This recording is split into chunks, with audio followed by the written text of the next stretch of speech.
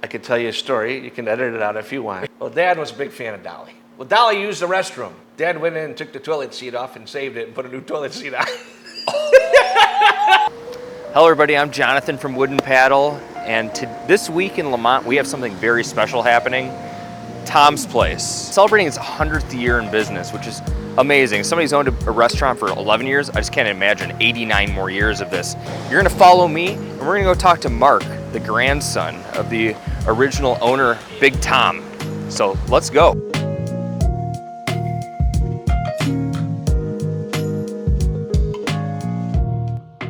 Blatt's beer. I don't know if you can get this anywhere else besides Tom's. What's up, man? Billy Thomas? Oh, nice. So this morning to do my research, is it Milan? Is that how you say his name? In the old country, Milan. Milan, okay. So Milan. Would you say Milan or Milan? Dad. You'd say Dad, right? and Big Tom was Grandpa, right? Yes. Okay. Anyways, we need to get you a microphone before I start interviewing all this crap anyway. Hey, so we're here at Tom's Place with Mark Laketa, who's the third generation owner of Tom's Place. So your grandfather was Big Tom? Known as Big Tom around town, yes. Awesome. And he started this place in 1924. 1924. And he had a pretty interesting journey from all over the states, and how did he end up in Lemont, Illinois? He traveled all over doing the history of the ore mines and out west, and the Gandy dance on the railroad and all that, and took a train here one time, ended up here, and this is where he ended up settling. So he worked at a factory down here, and the original location, which is 105 Stevens Street, where Hayes Auto is now, that building wasn't there. Okay. It was a three-sided lean-to, and 107, where La Dolce Vita is now, made up the fourth side. Wow. So that's where the stories go that, my grandpa didn't really buy a bar, he bought 3 walls. For so $250. $250. Yeah. Bought this there, and of course that was during Prohibition, so everything was, So it was a soda pop at the place at the time, you can give it that. And so the story, as my dad told, was, my grandfather was always doing this stuff. He bought it, and the story I remember is the guy that was working there was a boxer. Okay.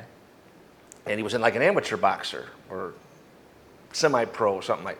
Well, he busted his hand, so he couldn't bartend. So he told my grandfather, he says, "Hey, I need you to fill in while my hand heals." So my grandfather went down to the factory, said, "Hey, I need a little time off." Came here to work the bar. After 2 weeks, he was making more money at the bar than he was at the factory. He went down to the factory and said, "Give my job to somebody else."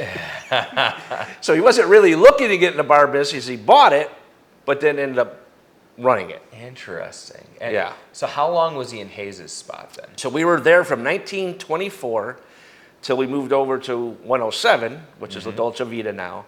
We moved over in 1930.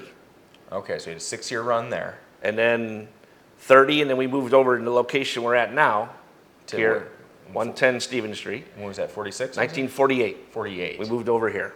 So this bar has been here since 1948 like this. And Yes. do you know what this was before you guys moved in here? It was a funeral home. Is a funeral home. Who owned this one then? It was Bowden's, I believe. Bowden's, okay. So was it I was watching a historical video where your father was talking about the history of everything, and he was saying there's 3 funeral homes in town, and all 3 of them were also furniture stores. So was this actual a furniture store Yes. as well? That's another side story, but it's super interesting. So you had Bowden's, you had Markevich, and you had Gerhardt's. Those Got were it. the 3 funeral homes in town. But think about it. Back in the day, you didn't. Who made your caskets? The furniture makers. Ah, that makes sense now. Okay. Wow, that's super interesting. Well, one thing that I'm super interested in, being a small business person, you're a small business person. I've owned Wooden Paddle for 11 years now. To think of 89 years from now being in business is just kind of beyond me. How does that even happen? How does a third generation, 1, 2, 3 generations get it this far? A lot of hard work, Yeah. A lot of good times, a lot of bad times. You started during Prohibition. Yeah. And then you went, you had Prohibition, you had wars, you had like Great Depression. The Great Depression for all that. My grandfather he was a man that always gave back to the community. Was always, he'd rather give you the money than borrow you the money. Yeah. And some of the stuff you'll see that they used to, he used to do. Some of the articles I've been seeing pop up on Facebook was when they used to the turkey bazaars and all that. Oh, tell me about that. Oh, that was when we were across the street, and in the early till Prohibition ended, it was a restaurant. Yeah. That, but no, it was literally kind of like how the Lions Club does their meat raffle. Sure. They said, well, this was a live poultry raffle. Okay. Live poultry. Wow, really? So Poultry. literally, you want a turkey, go get live turkey, put it in a bag, and there you go. Oh man, wow, that's cool. Yeah, it was. I just saw somebody post about one of them there. I think maybe John Quinn posted in the Historical Society one, but Yeah, and looking Yeah. all around the things, I saw a bunch of menu items. Like, Yeah. it was super interesting. there was a big kitchen. Yeah, they had a kitchen over there. Part one side, was the restaurant. I think after that, and then one side was the bar, Okay, because it was a little bit more divided than it is now in there. got it. Yeah. Now, and why did you guys move from that location to this location? So, by the time 1848 rolled around, that building was built in 1871. Okay. It was 70 years old. My grandfather didn't own the building. The landlord wanted my grandfather to pay for all these repairs. My grandfather was like, no, this is your responsibility. Right. They went back and forth. This came up, so he bought this, moved everything from there over to here. Okay. Physical bar and everything. Wow. So this was actually in that building. Yeah. Oh, interesting. And so how long ago does this woodwork go to? I don't know the exact date, but it dates back to the 1800s, late 1800s, yeah. Oh my goodness. Yeah. Is there any story behind this painting back here?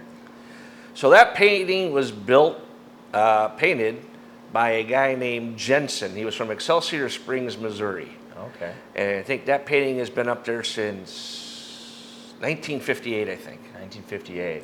Oh, really? Okay. Hasn't changed. That's really cool. You just get really, some awesome history. You just don't see things like that anymore when you go out to a bar. Everybody wanted to redo their stuff in times, and we just kept the old look, and now everybody wants that look. And now it's nostalgia, and like you're like, oh my gosh, this is amazing. You can't find these things, anymore. Yeah. So what's your earliest memory of being in the bar? Earliest memory. Well, obviously I grew up here. So probably the earliest memory I can say, and one of the stories I always tell is when we used to have the big festival down here called Keepitaw Days. As it still does today, the parade comes right in front here. So back in those days when I was a little kid, everything was returnable bottles. Okay. Your pop bottles, Yep. your beer bottles were all returned. I think it was a nickel deposit on them. So I was a little kid. So my dad would say after the parade, okay, go up, gather up all the bottles, and I'll give you the nickel for every bottle. Yeah. Dad's okay. So I go out and I keep bringing back bottles and bottles and bottles, and all of a sudden my dad just it's busy, so he's not paying attention. It's like, where are you getting all these bottles from? I'm like, oh, I went up and down the whole parade route, Dad. He goes, I can't use the word because we're on this. You little stinker. He goes, I meant the bottles in front of the bar, not the whole parade route. You made out like a bandit. Oh yeah, so I was bringing bottles from everybody else, So that's probably one of my earliest memories, of, I guess, working. Yeah, sure. Over the years, I know that Lemont shot some movies and stuff here. Who are some famous people who've come into the bar over the years? Okay, so obviously Steve McQueen's last movie, The Hunter. was shot, filmed here. So Steve McQueen has been in here. Uh, Saved the Last Dance with Julia Stiles. Uh-huh. So she was in there. This was the Treyaways bus stop in that movie. Interesting. Straight Talk with James Woods and Dolly Parton. Wow. They were in here. I could tell you a story. You can edit it out if you want. Well, Dad was a big fan of Dolly. Uh-huh. Well, Dolly used the restroom. Uh-huh. Dad went in and took the toilet seat off and saved it and put a new toilet seat on. So, Wow, that's awesome. That is a wild story. he goes, this is it. This toilet seat Dolly said I'd use. I'm taking it off. Bar business, man. So they were in here. Oh my God, we had Evil Has a Face with Sean Young. Okay. Now there was a character in that movie. His name was Tom. Uh-huh. So they had to change our front of there, so it said Tim's Place. Oh, interesting. So if you look, it'll still be all our window, Uh-huh. but it says Tim's Place. They put it instead of Tom's Place. They edited that out. Yeah. I mean, God, you had Children on Their Birthdays. That was filmed. That was based on a short story by Truman Capote. That was Tom Arnold, and I forgot who else. That was filmed here. So many things. It's a lot of movies. Witless Protection. Larry the Cable Guy. Are you serious? They blew up the car right down the street here. I didn't know my 6 degrees of separation from Larry to the Cable Guy. I was so close. That's amazing. Yeah. Oh yeah, they were. What's the director's name? Laura Petty. Okay. So her and the whole crew every night after filming were in here when they were here. I think there's a couple more. Had some independent films and stuff and all that. Sure. But yeah, So you've seen a lot of change over the years, obviously being in this for your whole life, basically. Like, how has it changed from when you were growing up in the '70s and to now? well, from the '70s, I mean, I was a little kid, so I didn't really know too much. But Sure. it was nothing like you see now. Mm-hmm. It was a scary time. Yeah. So across the street where La Dolce Vita is, that was a biker bar. When I mean biker bar, I mean biker bar. Really? Oh yeah. My dad would say, guys thrown out through the window, kind of biker bar. Oh my goodness. So people were kind of scared to come down here. Yeah. So eventually it took, Lemont wasn't that big, so 1 or 2 cops. Most at that time, same thing with the fire department, everybody was volunteer. Dad was volunteer fire department. When you needed something, all the business owners were, it was a small town. They got together and that's how it worked. And, but it took the state and the county and everything, and they finally ran them out of town. Interesting. We did have, as my dad used to tell me, you'd have all the motorcycles lined up out here, and people were afraid to come down. It's not like nowadays, which, And that's before the bridges and all that, so traffic was trying to go through town. This was your main thoroughfare right here. Wow, yeah. Everything came right past here. That makes it difficult when you have a rough place like that to grow the downtown business. Yeah. Yeah. So it's Another thing you guys made it through. yeah. You Blatz on the sign outside. Yes. Is that the most popular beer here you sell? Used to be, Yeah. because that was all we had on tap. Okay. And they There- stopped tapping that a while back, right? That was, God, I was just looking at this, and it's been, not quite sure on that, not on the date on that, but yeah, when we got the word that they're no longer making Blatz in the barrel, Uh-huh. we got the last 12 barrels out of the brewery. Did you? Okay. Yes. So everybody found out that they weren't making them more, and then everybody was calling the distributor, asking if they had, Blatz in the barrel. And my distributor would tell them, yes. Well, can we get one? My distributor would tell them, no. Right. They're like, what do you mean, no? You got it, right? Yeah. Well, we want one. No. They're all reserved. They're all going to you. All go to me. So, of all the bars in town, why do you think Tom's has made it the longest? My grandfather always said, no one's a stranger. And just treat everybody like you'd like to be treated. Say hello when they come in, say goodbye when they leave, and thank Yeah. you. That's some great business advice. Actually, when I first got into business, I brought There was this super successful businessman at my church, and I was like, "Can I bring you out for coffee or something like that?" And I said, "What's the secret? You've done it." And he's like, "Treat people how you want to be treated." It's really that simple. It is. Yeah. Think about every bar's got Miller Lite. Mm-hmm. Every bar's got this. Everybody's got that. No matter how you apply it across any industry, like I was in the music business, every company's got the same sound system, if you will, the same video system, the same lighting system. It's the service you get with that. Yeah. And the service is the name of the game. Totally. How do you keep good service going for 100 years? No, that's a tough thing. Well, it depends on the perspective of the people. Sure. Like, I'll have people like, your bartender was crabby. I'm like, okay. Were you crabby? Yeah, right. You never know what's going on in somebody's day. No, that's the truth, man. You don't know what's going on in their world. Maybe they had a bad day.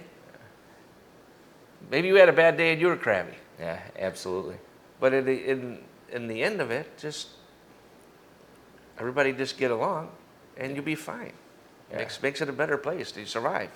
So on the, 4 to 10 on August 10th, is it? August 10th, this Saturday. August 10th, this Saturday. You're shutting down Stephen Street on the lower part here. And Yep. where you having some bands, and what do you got going We got on? 4 bands, 2 local groups, and 2 acts coming out of Nashville. Okay. The one girl, Anna Lay, she just did the New Lenox thing. She just opened for Smokey Robinson there. Oh, cool. And the other one out of Nashville, his name is Ryan Jesse. He's an up-and-comer. Uh-huh. Within the past year, he's hit #1 on iTunes charts. Oh, wow. He's amassed over almost 500,000 followers. Oh, nice. So he's an up-and-comer. He's Okay. going to be someone to watch. So we're going to be packed down here on Saturday, basically. I hope so. Yeah, well. I hope I sell a lot of beer and you sell a lot of pizza. You're giving all the reasons, right, to make people come down. Oh, that's great. Is there anything else you want to share? No, we just hope everybody comes down and enjoys the 100th anniversary party. I want everybody to be a good day for everybody. Oh man, thanks, Mark. Thanks for letting us come in and talk to you. We're Thank excited you, to I hang out appreciate this it. weekend. We're gonna, have a bash for that 100th year. So, You're welcome. Thank you. absolutely.